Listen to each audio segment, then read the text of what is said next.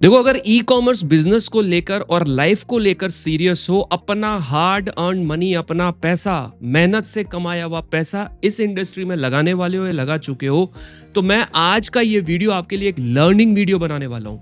अब learning video से मतलब ये है कि मैं आपको इस वीडियो में ये बताऊंगा कि ई कॉमर्स में यूज में आने वाले छोटे छोटे टर्म्स का क्या मतलब होता है। एसएन किसे कहते हैं, एफएसएन किसे कहते हैं, एफबीए किसे कहते हैं, एसकेयू किसे कहते हैं। ये सवाल जब आपसे पूछे जाएंगे या ये टर्म्स आपके सामने आएंगे और आपको अगर नहीं पता होगा तो मान के चलिए कहीं ना कहीं आप नुकसान उठाओगे। आपको ABCD पता होनी चाहिए सबसे पहले, तभी आप वर्ड बना पाओगे, तभी आप सेंटेंसेस बना पाओगे। अगर आपको ABC भी नहीं पता ई कॉमर्स का तो आप फ्यूचर में सिर्फ और सिर्फ अपना नुकसान उठाओगे। ये वीडियो एक बहुत ही इंपॉर्टेंट वीडियो है अगर आप ई कॉमर्स को लेकर सीरियस हो तो। मैं आज कुछ ऐसे टर्म्स आप लोगों के लिए लेकर आया हूं, अलग अलग कैटेगरी के, वन बाय वन उन टर्म्स को कवर करेंगे, जल्दी जल्दी कवर करेंगे ताकि वीडियो ज्यादा लंबा ना बने और आपका कीमती समय ज्यादा खराब ना हो।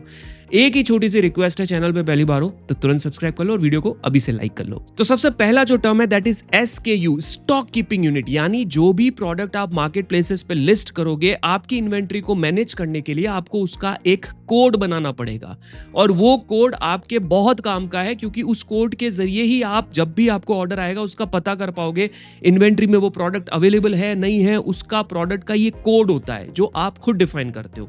तो SKU मतलब स्टॉक कीपिंग यूनिट। सेकंड है EAN, यूरोपियन आर्टिकल नंबर। ये basically as a bar code use होता है। आगे जाके बताऊंगा कि किनको लेना चाहिए किनको नहीं लेना चाहिए, बहुत काम की चीज है, ध्यान से सुनते रहिएगा। तीसरा है that is UPC, universal product code. अगर आप USA में प्रोडक्ट सेल करना चाहते हो, ग्लोबल बिजनेस करना चाहते हो तो ये कोड आपको रिक्वायर्ड रहेंगे। उसके बाद है GTIN, global trade item number. EAN और UPC जो कोड्स मैंने बताए हैं वो GTIN के अंदर आते हैं। और जब आप मार्केट प्लेसेस के ऊपर प्रोडक्ट लिस्ट करते हो और आप GTIN का एग्जाम्पशन ले लेते हो कि मेरे को ये कोड्स नहीं रिक्वायर्ड है, मैं जब अपने प्रोडक्ट लिस्ट करूं तो आप ये कोड मुझसे मत मांगो, तो मार्केट प्लेसेस आपको अलाउ करते हैं एग्जाम्पशन देकर कि आप अपने प्रोडक्ट्स को बिना इन कोड्स के लिस्ट कर सकते हो। तो भविष्य में कभी भी आपके सामने कोई कहे कि मैं ब्रांडेड प्रोडक्ट सेल करना चाहता हूं या करना चाहती हूं बट मुझे नहीं पता कि इनको कैसे लिस्ट किया जाता है, क्या इनके लिए कोई कोड रिक्वायर्ड है, तब आप क्या कहोगे कि आप GTIN एग्जाम्पशन लेकर आप अपने प्रोडक्ट्स को लिस्ट कर सकते हो। You don't need such codes. इतनी सिंपल सी चीज है। फ्यूचर में GTIN एग्जाम्पशन वर्ड जरूर आपकी लाइफ में कभी ना कभी आएगा। फिफ्थ है ASIN, ASIN, जिसका मतलब होता है Amazon standard identification number. Amazon के प्रोडक्ट्स के ऊपर एक छोटा सा कोड होता है। Amazon की टीम भी इसी के आधार पे और एल्गोरिदम इसी के आधार पे काम करती है और हमें भी ये पता होना चाहिए कि हमारे प्रोडक्ट का ASIN नंबर क्या है। कभी भी कुछ प्रॉब्लम होती है या हम किसी प्रोडक्ट्स को मार्केट प्लेसेस पे एड्स रन करते हैं, वेयर हाउसेस पे चलाते हैं, तो इस ASIN की मदद से ही हम उन्हें फाइंड आउट कर पाते हैं, सर्च कर पाते हैं। जैसे सपोज करो मार्केट प्लेसेस के ऊपर Amazon के ऊपर आप कोई प्रोडक्ट सर्च कर रहे हो और आपको वो प्रोडक्ट एग्जैक्टली वो प्रोडक्ट का लिस्ट आपको भेजना है किसी को, तो आप ये ASIN यहाँ से कॉपी करेंगे, यहाँ पर पेस्ट करेंगे और ये प्रोडक्ट का आप लिंक भेजेंगे तो आपको एग्जैक्टली वही प्रोडक्ट मिलेगा जिसका ASIN आपने कॉपी करके पेस्ट किया। अगली जो चीज है FSN, यानी कि फ्लिपकार्ट सीरियल नंबर। फ्लिपकार्ट का भी ये एक तरीके का सीरियल नंबर होता है जिसको आप कॉपी करेंगे, पेस्ट करेंगे, बिल्कुल Amazon की तरह ये भी काम करता है। अब अगली जो चीज है that is listing and sale से रिलेटेड है, जो आपको टर्म्स पता होने चाहिए। सबसे पहले है सर्च इंजन ऑप्टिमाइजेशन, SEO। ये क्या होता है? जब भी आप अपने प्रोडक्ट्स को कहीं पर सर्च करोगे तो वो आपकी जो लिस्टिंग है वो इतनी अच्छे से ऑप्टिमाइज होनी चाहिए कि उस सर्च किए हुए टर्म पर आपकी लिस्टिंग सबसे टॉप पे दिखे। और जब आपकी लिस्टिंग सबसे टॉप पे दिखेगी तो आपके ऑर्डर्स आने के चांसेस भी ज्यादा। इसलिए हमेशा मैं हर वीडियो में क्या कहता आया हूं कि अपने लिस्टिंग को ऑप्टिमाइज करो, SEO अच्छा करो, वेबसाइट भी बनाओ तो वेबसाइट के ऊपर भी टाइटल्स, बुलेट पॉइंट्स जो लिखो वो बहुत अच्छे से ऑप्टिमाइज करके लिखो, उनको कीवर्ड्स के थ्रू लिखो। ये सारी चीजें आपको पता होनी चाहिए। हमारे चैनल पर इससे रिलेटेड बहुत अच्छे वीडियोस है, अभी तक सब्सक्राइब नहीं किया ना, सब्सक्राइब जरूर कर लेना और यहां तक वीडियो देख लिया है तो प्लीज एक लाइक जरूर दे दीजिएगा। अगला जो 8th टर्म है that is CR, conversion rate, यानी कि आपकी वेबसाइट के ऊपर, अगर आपकी खुद की वेबसाइट से आप सेल कर रहे हो, आपकी वेबसाइट के ऊपर कितने लोग आए और उनमें से कितने लोगों ने प्रोडक्ट खरीदा, उसको अगर आप डिवाइड करोगे, यानी कि number of visitors divide by numbers of sales, तो फिर आपका निकलेगा कन्वर्जन रेट। अगर आपकी वेबसाइट के ऊपर 100 लोग आए और 5 लोगों ने आपकी वेबसाइट से परचेज किया तो आपका कन्वर्जन रेट हुआ 5% का। नंबर 9 पर है CTR। जब भी आप किसी प्रकार का कोई कैंपेन रन करते हैं, कोई एड्स रन करते हैं, वो एड जब कोई भी मार्केट प्लेस जैसे कि Amazon, फ्लिपकार्ट, मीशो या आपकी खुद की वेबसाइट जब आप गूगल पे एड रन करते हो, आपका एड जब किसी भी इंडिविजुअल इंसान को दिखता है, वो जब उस पर क्लिक करता है तो उसे कहा जाता है क्लिक थ्रू रेट। यानी कि आपका एडवर्टीजमेंट या आपका जो भी प्रोडक्ट है उसकी इमेज किसी भी माध्यम से 100 जनों को दिखी और उसमें से 10 जनों ने उस पर क्लिक किया तो आपका CTR हो गया 10% का। तो अगली बार अगर आपको कोई पूछे कि आपका CTR कितना है एड्स के अंदर, तो CTR का मतलब होता है क्लिक थ्रू रेट। अगली जो चीज है दैट इज AOV, बहुत इंपॉर्टेंट है, एवरेज ऑर्डर वैल्यू।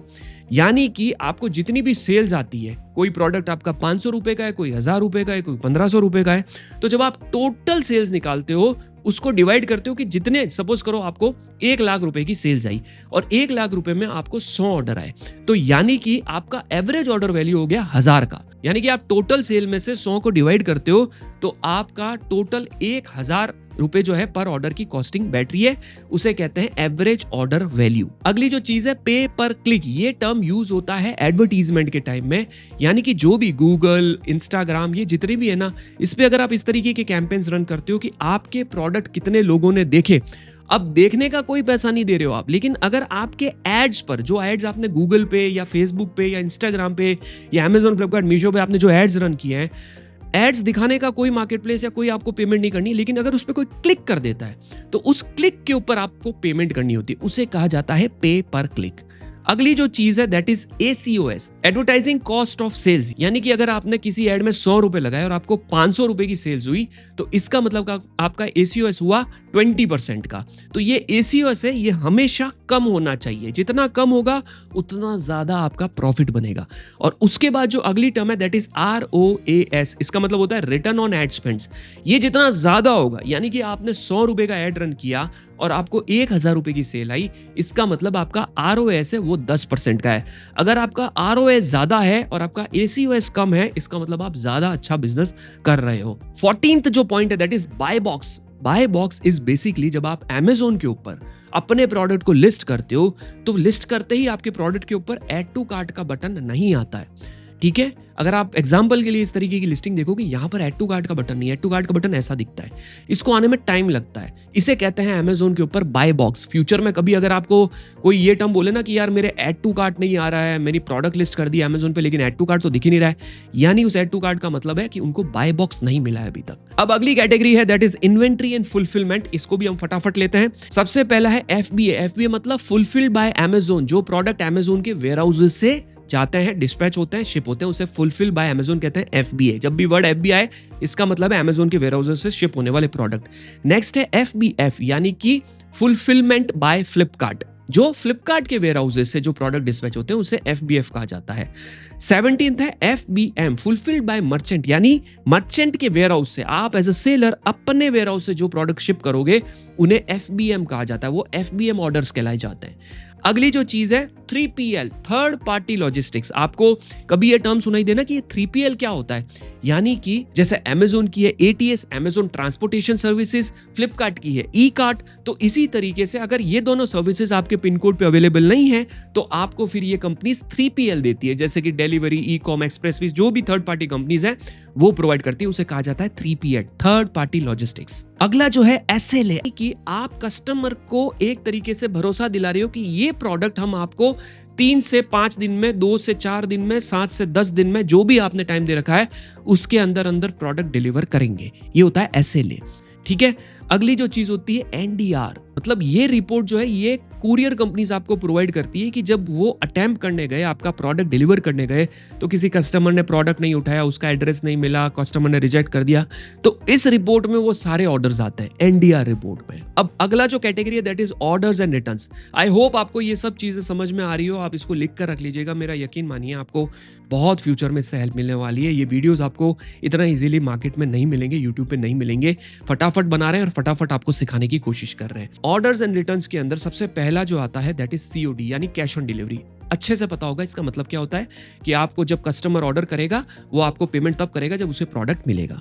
दूसरा है RTO, return to origin. Product भेजा, कस्टमर का एड्रेस नहीं मिला, कस्टमर ने रिजेक्ट कर दिया, कस्टमर अनअवेलेबल नहीं था, प्रोडक्ट वापस आ गया, उसे कहते हैं आरटीओ। अगली जो चीज है आरओआई, बहुत इंपॉर्टेंट है, रिटर्न ऑन इन्वेस्टमेंट। यानी कि आपने जितना पैसा मार्केट में लगाया, जितना इन्वेस्टमेंट किया, बिजनेस में इन्वेस्ट किया, उसके बाद इसके कितने पैसे आपने कमाए, उस सारे खर्चे को काट कुटा के उसे कहते हैं रिटर्न ऑन इन्वेस्टमेंट। अगली जो चीज है that is order ID. 24 number पे ऑर्डर आईडी एक तरीके का ऐसा कोड होता है, एक यूनिक कोड होता है जो मार्केट प्लेस भी आपको प्रोवाइड कराते हैं, और अगर आप अपनी वेबसाइट पे तो उस पर भी एक यूनिक ऑर्डर आईडी आप बना सकते हो, जिससे आप पता कर सकते हो कि कौन से ऑर्डर, कितने ऑर्डर्स है, उसका एक यूनिक ऑर्डर आईडी क्या है, ये इसे कहते हैं ऑर्डर आईडी। ठीक है। अगली जो चीज है एक टर्म होता है रिफंड। रिफंड यानी आपसे किसी भी कस्टमर ने प्रोडक्ट मंगवाया, कस्टमर ने उस प्रोडक्ट को वापस भेज दिया किसी कारण से, अब आपको वो सारा पैसा वापस रिफंड करना है। ठीक है, इसे कहा जाता है रिफंड। अगला जो 26 पॉइंट है दैट इज रिप्लेसमेंट। यानी आपने कोई साइज रिलेटेड प्रोडक्ट भेजा है, सपोज करो किसी ने आपसे एल साइज का प्रोडक्ट मंगाया लेकिन उसे वो फिट नहीं आ रहा, वो लूज है, तो वो अब आपसे एक रिप्लेसमेंट ऑर्डर प्लेस करेगा और वो एम साइज मंगाएगा। तो इस पूरे प्रोसेस को कहते हैं रिप्लेसमेंट। अब हम बात करेंगे अगली कैटेगरी के बारे में that is pricing and fees. सबसे पहले आता है एमआरपी, मैक्सिमम रिटेल प्राइस। ये एक तरीके की ऐसी प्राइस है जो आप इससे ज्यादा, अगर प्रिंटेड है आपके प्रोडक्ट के ऊपर एमआरपी 999 है एग्जांपल के लिए, तो आप उसे मार्केट प्लेसेस के ऊपर या कहीं पर भी 1000 रुपीज में भी लिस्ट नहीं कर सकते। 1000, 1 रुपया भी उससे ज्यादा लिस्टिंग में प्राइस नहीं लिख सकते। एमआरपी एक प्राइस होती है जो प्रिंटेड होती है, जिसको आपको दिखाना होता है। आप उससे कम में सेल कर सकते हो, उससे ज्यादा में नहीं कर सकते हो। 28 पर है कॉस्ट प्राइस, यानी कि आपने जो प्रोडक्ट परचेस किया है उसकी कितनी कॉस्टिंग आई है, उसको कहा जाता है। उसमें जो भी खर्चे होते हैं, उस प्रोडक्ट को लाने में, एक्वायर करने में कितना खर्चा हुआ, उसे कहते हैं cost price. Selling price SP, यानी उस प्रोडक्ट को आप कितने में सेल करोगे, उसको कहते हैं सेलिंग प्राइस। अगली जो चीज है दैट इज ग्रॉस प्रॉफिट, यानी कि आपने जो प्रोडक्ट बेचा उसके बाद आपके कॉस्ट प्राइस को माइनस करने के बाद जितना भी मार्जिन बचा उसे कहते हैं ग्रॉस प्रॉफिट। अगली जो चीज है नेट प्रॉफिट, यानी कि आपके जितने भी खर्चे हुए, कॉस्ट प्राइस और सेलिंग प्राइस में तो मैंने डिफरेंस बता दिया। अब कॉस्ट प्राइस से सेलिंग प्राइस के बीच में और भी, जैसे पैकेजिंग कॉस्ट हो गया, आपका किसी प्रकार का लेबर कॉस्ट हो गया, वो भी ऐड होंगे ना, तो उसको माइनस करके एट द एंड आपका जो कितना मुनाफा हुआ एग्जिट की, यार ये सारे खर्चे काट कुटा के मेरा नेट प्रॉफिट है, उसे कहा जाता है नेट प्रॉफिट। अगला जो चीज है 32 नंबर पे that is referral fee. Referral fee अब Amazon, फ्लिपकार्ट, मीशो के ऊपर लगभग 0% हो गई है, मतलब इसे कहा जाता है मार्केट प्लेसेस के कमीशन। मार्केट प्लेसेस पहले कुछ कमीशन लेते थे, जैसे टी शर्ट बिकवाने पे 15% कमीशन ले लिया, ठीक है ना। मीशो के ऊपर तो 0% था, फ्लिपकार्ट के ऊपर भी लगभग 0 था, अब Amazon में 1000 से नीचे पे 0% कर दिया। तो जो रेफरल फी होती है वो अब 0 हो चुकी है, तो इसको लेकर ज्यादा चिंता करने की अब जरूरत नहीं है। 33 नंबर पे क्लोजिंग फी या फिक्स्ड फी, ये मार्केट प्लेस आपसे लेते ही लेते हैं। Amazon, फ्लिपकार्ट दोनों आपसे लेते हैं। ये एक तरीके की फिक्स फी होती है जो ये हर प्रोडक्ट बिकने पे 10, 20, 50 जो भी एक इनकी फिक्स होती है वो आपको देनी होती है। इसे कहा जाता है क्लोजिंग फी या फिर फिक्स फी। अब बात करते हैं टैक्सेशन की। जीएसटी, जो भी प्रोडक्ट आप सेल करोगे उसके ऊपर आपके जीएसटी लगेगा। I hope it is clear. बहुत सिंपल से तरीके में बता रहा हूं। जीएसटीआईएन यानी कि goods and services tax identification number, जो आपको अथॉरिटी देता है, एक तरीके का सर्टिफिकेट देता है गवर्नमेंट कि अब आप भी इस नंबर से अपने बिजनेस को शुरू कर सकते हो। मार्केट प्लेसेस आपसे ये नंबर मांगते हैं, तभी आप ऑनबोर्ड हो सकते हो, तभी आप प्रोडक्ट सेल कर सकते हो। उसके बाद आता है आईटीसी, इनपुट टैक्स क्रेडिट, यानी कि जो प्रोडक्ट आपने किसी भी होलसेलर मैन्युफैक्चरर से खरीदे और उसके ऊपर जो जीएसटी आपने पे किया, वो जीएसटी वो कलेक्ट करके रखते हैं, जिसको हम बाद में क्लेम कर सकते हैं, उसे कहा जाता है इनपुट टैक्स क्रेडिट। अगली जो चीज है इनपुट जीएसटी, वो जीएसटी जो हमने मैन्युफैक्चरर को पे किया। आईटीसी में तो हम क्लेम करते हैं, वो क्रेडिट उनके पास पड़ा है, वो गवर्नमेंट को पे करते हैं। लेकिन इनपुट जीएसटी मतलब जो पेमेंट हमने की है वेंडर को अपना माल बेचने के लिए, जो माल हम लाए हैं उसके लिए जो जीएसटी हमने उसे दिया है, इसे कहा था इनपुट जीएसटी। और आउटपुट जीएसटी जो अगला टर्म है, उसका मतलब ये होता है कि जो भी आप कस्टमर से जो क्लेम लोगे प्रोडक्ट बेचने पर, जो कस्टमर ने आपको पे किया है, उसे कहते हैं आउटपुट जीएसटी। 39 पर है जीएसटीआर1। जीएसटीआर1 हमें हर स्टेट की सेल, कितनी सेल हुई, कितने B2B ऑर्डर है, B2C ऑर्डर है, ये हमें पोर्टल पर डालने पड़ते हैं। ये काम चार्टर्ड अकाउंटेंट का होता है, आप ज्यादा दिमाग मत लगाना। जीएसटीआर1 के अंदर सारी डिटेल दी जाती है और जीएसटीआर3B के अंदर हमें पेमेंट करनी पड़ती है कि हमारा कितना जीएसटी बना है। ये जीएसटीआर1 और जीएसटी3B का डिफरेंस है।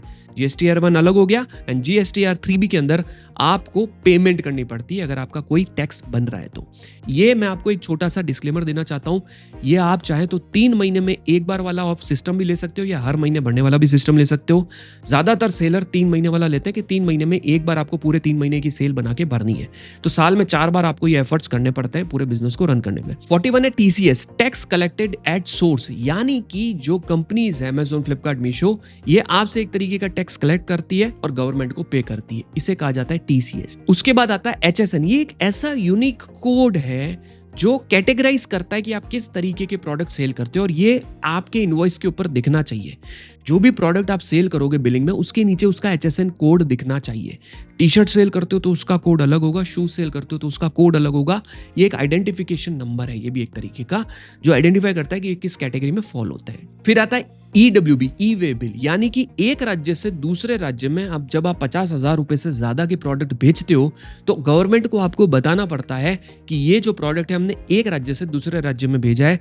अगर किसी दूसरे राज्य की GST डिपार्टमेंट ने आपके प्रोडक्ट को रुकवा दिया, आपके माल को रुकवा दिया और उसका कोई ई वे बिल नहीं है, तो आपके ऊपर पेनल्टी लग सकती है। तो ये एक तरीके का लीगल डॉक्यूमेंट होता है जिसको गवर्नमेंट को आपको सबमिट करना पड़ता है जब आप प्रोडक्ट को डिस्पैच करते हो। 44 है LUT, लेटर ऑफ अंडरटेकिंग, मतलब जो आप एक्सपोर्ट कर रहे हो, कोई भी सर्विसेज एक्सपोर्ट कर रहे हो, उसमें आपको GST नहीं देना पड़ता है, और जब GST नहीं देना पड़ता है तो उसको LUT फॉर्म में इन्फॉर्म करना पड़ता है। ये देखो थोड़ा सा टेक्निकल आपको लग रहा होगा, लेकिन कुछ ना कुछ तो सीखने को मिल रहा है ना, बहुत जरूरी है। और मैं हैट्स ऑफ करता हूं उन सभी लोगों का जिन्होंने अब तक ये वीडियो पे बने रहे हैं और ये चीजें सीख रहे हैं।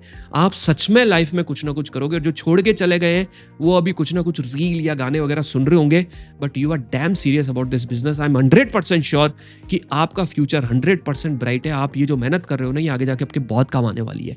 अगली जो चीज है that is PPOB, principal place of business. ये आपके GST नंबर के ऊपर, आपके GST सर्टिफिकेट के ऊपर जो आपका बिजनेस का जो एड्रेस होता है, जहां से आप बिजनेस ऑपरेट करोगे, आपके हेडक्वार्टर्स, उसे कहा जाता है PPOB।